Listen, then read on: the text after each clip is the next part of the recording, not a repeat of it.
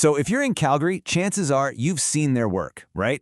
Calgary Living has become this huge part of the city's digital heartbeat, capturing its vibe, its people, its stories. But today, we're going to go behind the feed. We're going to uncover the story of the one person who built this whole thing from the ground up. I mean, you look at this and it looks super professional, doesn't it? You've got options to partner up, join a creative crew. There's even a yearbook in the works. It looks like a well-oiled machine, like there's a whole team behind it.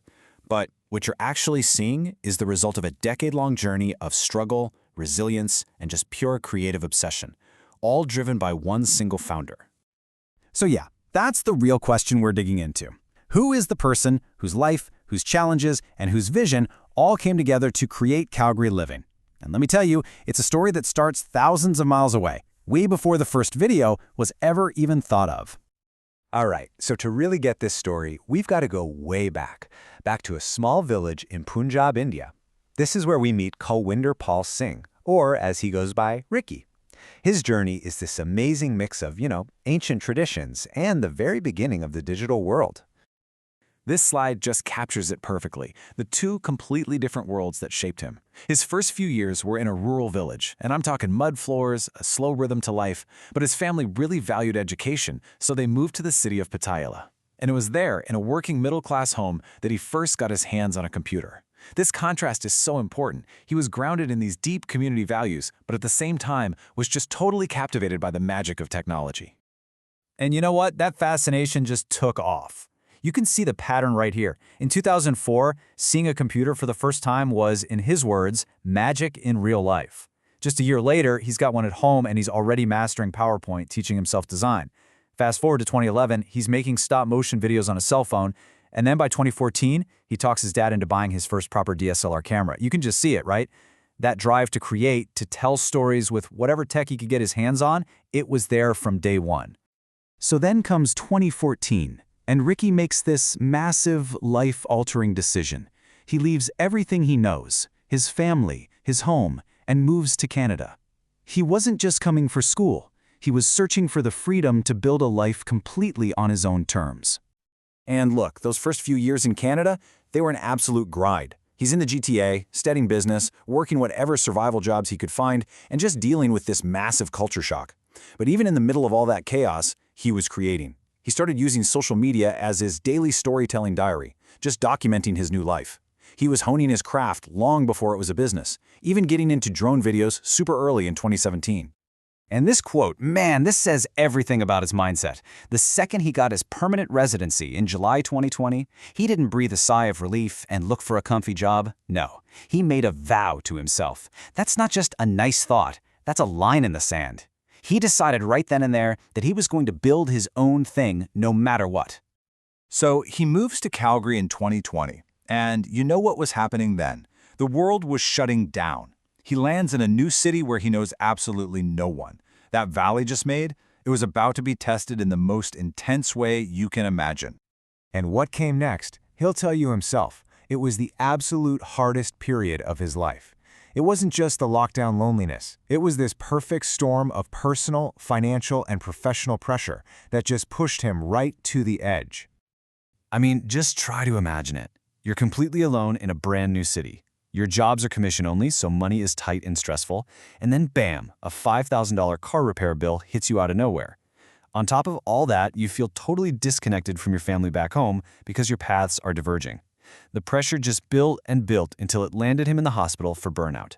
That was rock bottom. It forced him to do something radical. He took a full year off social media in 2023 to do nothing but write in his journal and figure things out. But here's the crazy part. It was right there, in that total isolation, that he had this incredible breakthrough. He realized the isolation wasn't empty, it was a space for an idea to grow. This quote is the turning point. That whole period of despair was actually the fertile ground where Calgary Living was born. And boy, did it grow. After that year of silence and reflection, what came next was just an explosion of creativity and connection. The idea that had been incubating in isolation was finally ready to go public. And the city, they noticed. Big time. The Calgary Stampede was the moment everything changed. His People of Calgary series was born directly from his own feelings of loneliness. He wanted to find real connection, so he started telling real human stories, and it just blew up. Just look at this chart. We're talking 76 followers before the stampede to over 3,000 in just a couple of weeks. That's not growth, that's an explosion. Okay, but here's the thing about going viral. It can disappear overnight, right? What Ricky did next was so smart. He didn't just ride the wave, he built a boat. He immediately turned that attention into a real business plan with 3 solid pillars. First, offer his storytelling skills to other brands. Second, create merch to build a real community. And third, the big one, start prototyping an app to connect the city in a new way. But he was also smart enough to know he couldn't do it all by himself.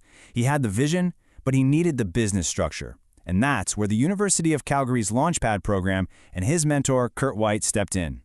They gave him the framework he needed to build a lasting company. And the Launchpad program? It was literally the perfect match. It's designed for founders exactly like Ricky, to help them connect that deep personal why with a real, scalable business plan. This was the moment his raw creative talent met professional guidance, and that's a game changer. Okay, so that brings us pretty much up to today, and what's happening now is really fascinating. The line between Ricky's personal journey and the Calgary Living brand is starting to blur, and that's on purpose. He's actively syncing his past with the future of the brand. Hey, remember that first slide we saw with the Calgary Living link tree? Well, check this out.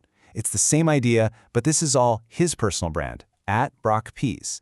The human behind the brand isn't hiding anymore. He's front and center, weaving his own story right into the fabric of the business. It's all one authentic ecosystem now.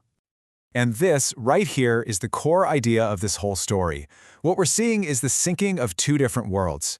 On one hand, you've got his human memory, his real life, the struggles, the resilience, the things he wrote in his private journals. And on the other hand, you have the digital memory, the entire archive of Calgary Living, plus the cool AI tools he's building. They're not separate anymore. They're talking to each other, feeding each other, and growing together. And that really leaves us with a big question to think about for our own lives, doesn't it? Ricky's story is about a very conscious, very deliberate effort to write his own story, to turn his personal history into a legacy. In an age where so much of our life is documented automatically, it really makes you stop and think, are we just passively letting our story be recorded, or are we actively grabbing the pen and authoring it ourselves?